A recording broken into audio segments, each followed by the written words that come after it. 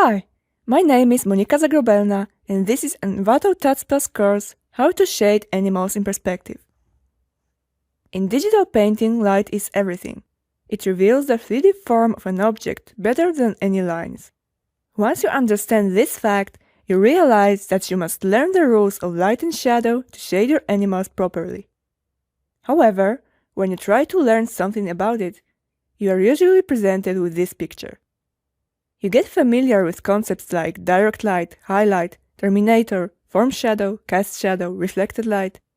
It's truly very important, but they don't tell you one crucial thing. Why is the terminator shaped like this? Why can't it look like this?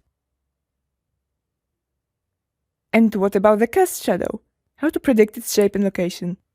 The answer is simple, but you won't like it.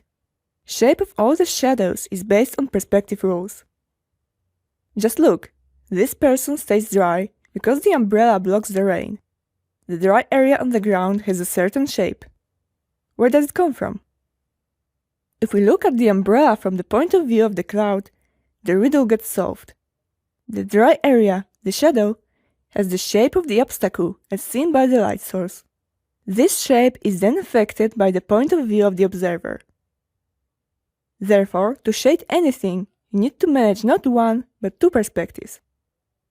My previous course, How to Draw Animals in Perspective, proves that perspective can be learned and used quite intuitively.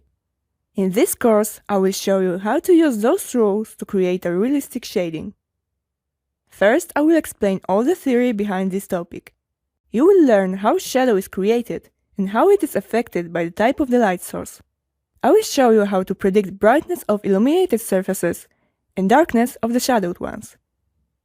Then I will show you the process of shading a simple scene. You will learn how to manage light and shadow in the most precise way, creating accurate cast shadows, form shadows, and various shades of the illuminated area. Finally, I will show you how to use the same rules to shade a complex body of an animal, and how to develop your shading intuition.